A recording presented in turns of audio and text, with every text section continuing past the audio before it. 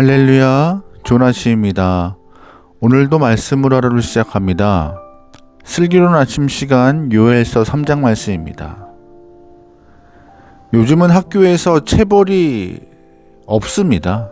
하지만 과거에는 사랑의 매라는 이름으로 체벌이 존재했습니다. 부모님들은 아이들의 교육을 위하여서 학교의 체벌까지도 사랑의 매라는 이름으로 위임을 다 하셨죠. 사실 내 아이가 다른 사람에게 맞는 것을 기뻐할 만한 부모는 없습니다. 하지만 아이의 인간됨을 위하여서, 교육을 위하여서 사랑의 매까지도 이해했던 것입니다. 하지만 문제는요, 이 사랑의 매에서 그치면 좋은데 사랑의 매에서 그치지 않고 선생님의 감정을 담아서 학생들을 체벌하는 경우가 종종 있었습니다. 이것은 선을 넘은 것이죠. 감정적 체벌이 있다 보니 이러한 상황들이 사회적으로 이슈가 된 경우도 많았습니다. 사랑의 매가 이렇게 사용되면 참 곤란합니다. 만약 이 사랑의 매가 악용되었다면 당연히 부모님들은 가만히 있지 않을 것입니다. 여러분, 그런데 하나님도 마찬가지십니다. 하나님은 택한 백성의 신앙과 삶을 위하여서 주변 민족들을 진노의 지팡이로 사용하셨습니다. 하지만 주변 민족들이 선을 넘는 것이 문제였어요. 하나님이 계획하시고 허락하신 범위까지만 진행해야 하는데 그 범위를 넘어서 하나님을 분노케 하는 일이 많았다는 것이죠. 그런 분노하신 하나님은 어떤 모습을 보여주실까요? 선을 넘은 이방 민족들을 심판하십니다.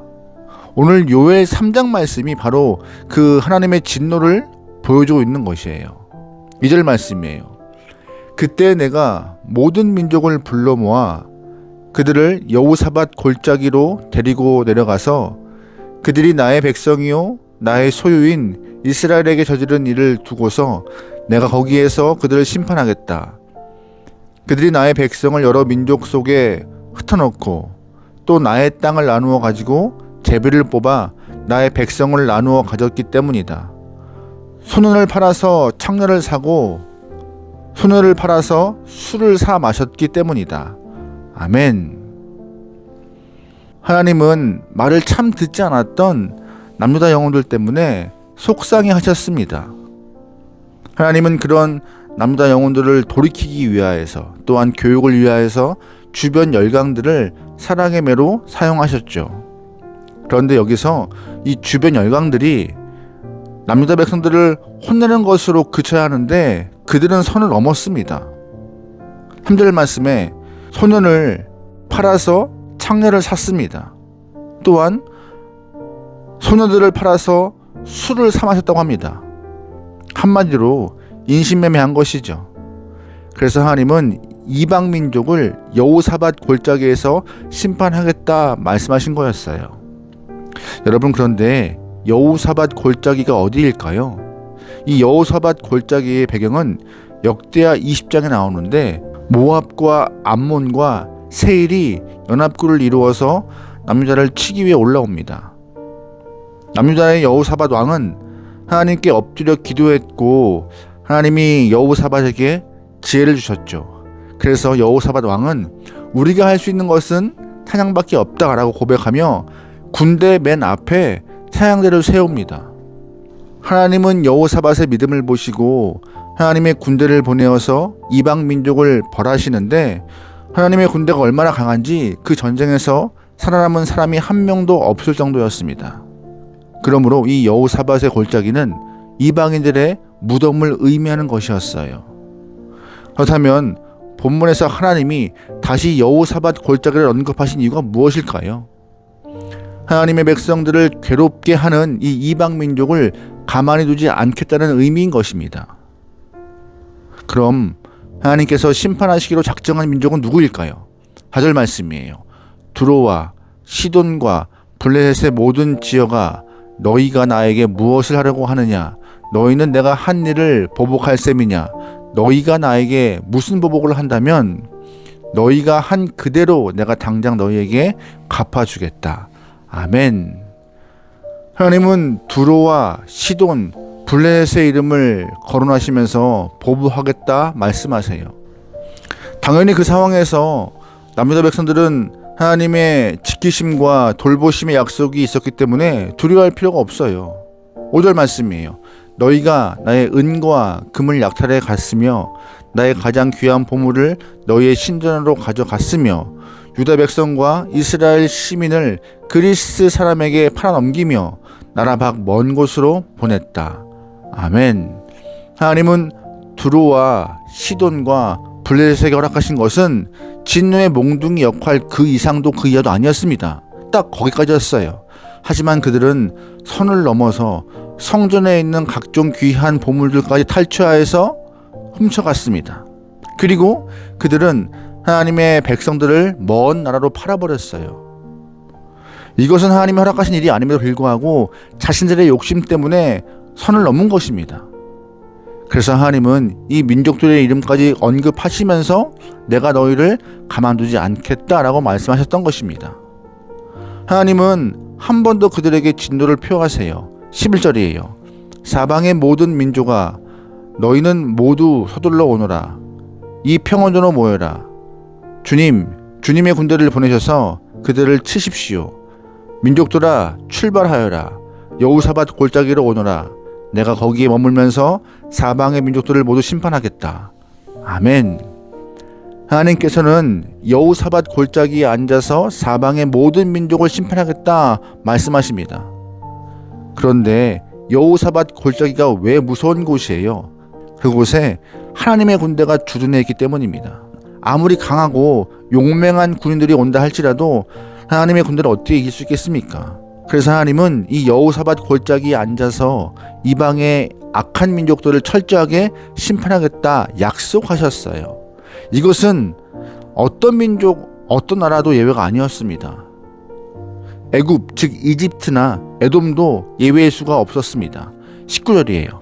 그러나 이집트는 황무지가 되고 에돔은 황량한 사막으로 바뀐다. 그들이 유다 땅에 들어와서 백성을 폭행하고 죄 없는 사람을 죽였기 때문이다. 유다 땅은 영원히 있겠고 예루살렘도 대대로 그리할 것이다. 아멘. 가장 강력한 나라 애굽 즉 이집트가 황무지가 된다고 말씀하셨어요. 세산에 거하며 용맹스러움을 자랑했던 에돔도 황량한 사막이 된다고 말씀하셨습니다. 왜냐하면 그들이 남유다 족속에게 포악함을 악을 행했기 때문입니다. 하지만 하나님의 군대가 지키는 남유다나 예루살렘은 영원할 것이라 또 약속하세요. 그래서 두려워할 필요가 없어요. 오늘 우리가 이 요엘서 3장 말씀을 보면서 두 가지의 교훈을 좀 얻을 수 있습니다. 첫 번째, 하나님께서는 당신의 백성을 여전히 사랑하신다는 것입니다. 기원전 8세기 남유다 영혼들은 형식적인 예배만 드렸습니다. 물질적으로 풍요했지만 그 풍요에만 집중했지 하나님을 향한 마음은 없었어요.